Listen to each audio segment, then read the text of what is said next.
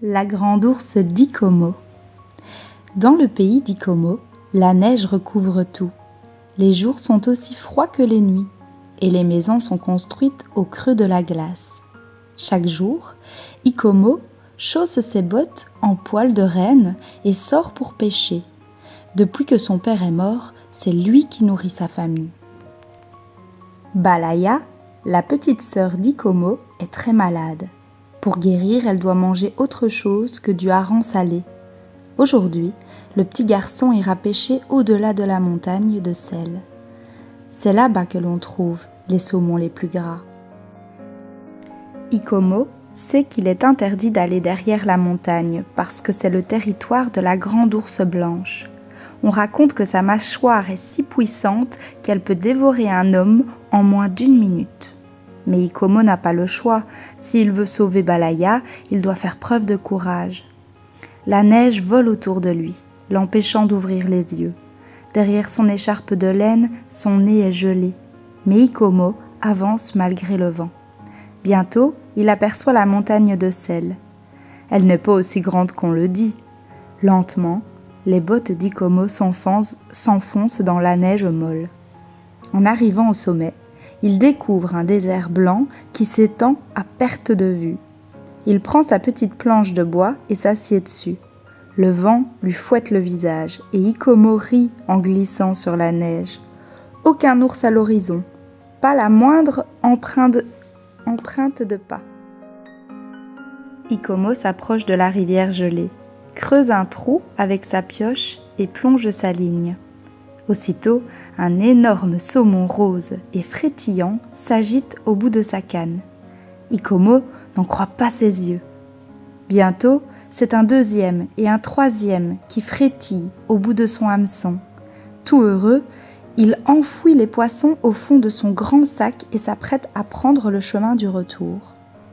Soudain, Ikomo sent une haleine chaude qui souffle dans son cou. Il se retourne. La grande ours blanche se dresse devant lui. Debout sur ses pattes arrière, l'animal est 5 fois plus grand que lui. Sa fourrure blanche est si épaisse qu'elle tremble à chacun de ses mouvements. Ikomo se fige. L'ours s'approche en grognant. Les griffes sorties, elle s'apprête à lui sauter dessus. Sans réfléchir, l'enfant lance un saumon. L'ours bondit et l'attrape dans sa gueule, pendant qu'Ikomo s'enfuit dans la neige. Il trouve refuge dans une grotte creusée au milieu de la glace. Il se glisse à l'intérieur et retient sa respiration. « Je vais attendre la nuit pour sortir », pense-t-il, en serrant contre lui ses 2 précieux saumons. C'est alors qu'il entend un cri derrière lui. Il se retourne et aperçoit dans la pénombre un ours blanc. Sa patte semble coincée dans un trou et il gémit doucement. Du sang coule sur son poil. Ikomo prend un couteau dans sa poche et tente de le dégager. Mais l'ourson tire sur sa patte et grogne de plus en plus fort. « Je vais t'aider, n'aie pas peur », chuchote Ikomo. Et la patte blessée est enfin libérée. Les cris de l'ourson ont attiré sa mère, la grande ours blanche. Bientôt, sa gueule effrayante apparaît. Ikomo pousse un cri. Cette fois-ci, il est prisonnier de son refuge de glace.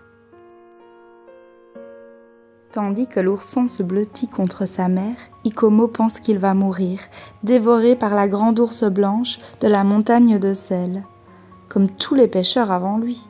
« Adieu maman, adieu Balaya », murmure Ikomo. La grande ours blanche avance son énorme patte et le saisit. Ikomo ferme les yeux. L'animal ouvre sa gueule et la referme aussitôt. Ikomo a le temps d'apercevoir ses dents pointues et tranchantes. Puis, il pose l'enfant délicatement sur son dos et se dirige d'un pas lourd vers la montagne. La nuit est tombée quand Ikomo aperçoit son igloo. La grande ours blanche dépose Ikomo à l'entrée du village, puis elle disparaît dans la neige. Depuis, Ikomo garde son secret précieusement caché dans son cœur.